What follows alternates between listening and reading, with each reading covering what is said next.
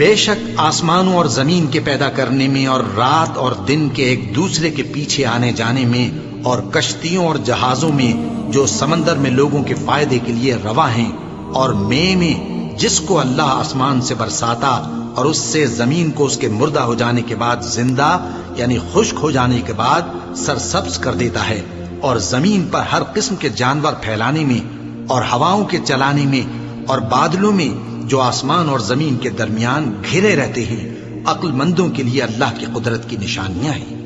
اور بعض لوگ ایسے ہیں جو غیر اللہ کو اللہ کا شریک بناتے اور ان سے اللہ کی سی محبت کرتے ہیں، لیکن جو ایمان والے ہیں وہ تو اللہ ہی کے سب سے زیادہ دوست دار ہیں۔ اور اے کاش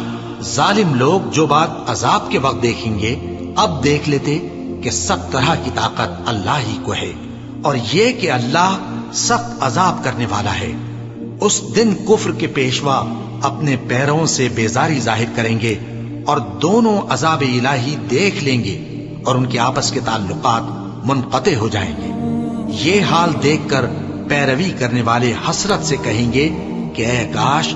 ہمیں پھر دنیا میں جانا نصیب ہو، تاکہ جس طرح یہ ہم سے بیزار ہو رہے ہیں اسی طرح ہم بھی ان سے بیزار ہوں۔ اس طرح اللہ ان کے اعمال حسرت بنا کر دکھائے گا اور وہ دوزخ سے نکل نہیں سکیں گے۔ لوگو، جو چیزیں زمین میں حلال طیب ہیں وہ کھاؤ، اور شیطان کے قدموں پر نہ چلو، وہ تمہارا کھلا دشمن ہے۔ وہ تو تم کو برائی اور بے حیائی ہی کے کام کرنے کو کہتا ہے، اور یہ بھی کہ اللہ کی نسبت ایسی باتیں کہو جن کا تمہیں کچھ بھی علم نہیں۔ اور جب ان لوگوں سے کہا جاتا ہے کہ جو کتاب اللہ نے نازل فرمائی ہے اس کی پیروی کرو، تو کہتے ہیں نہیں، بلکہ ہم تو اسی چیز کی پیروی کریں گے جس پر ہم نے اپنے باپ دادا کو پایا۔ بھلا اگرچہ ان کے باپ دادا نہ کچھ سمجھتے ہوں اور نہ سیدھے راستے پر ہوں، تب بھی وہ انہی کی تقلید کیے جائیں گے۔ جو لوگ کافر ہیں ان کی مثال اس شخص کی سی ہے جو کسی ایسی چیز کو آواز دے جو پکار اور آواز کے سوا کچھ سن نہ سکے۔ یہ بہرے ہیں، گونگے ہیں، اندھے ہیں کہ کچھ سمجھ ہی نہیں سکتے۔ اے اہل ایمان، جو پاکیزہ چیزیں ہم نے تم کو عطا فرمائی ہیں ان کو کھاؤ،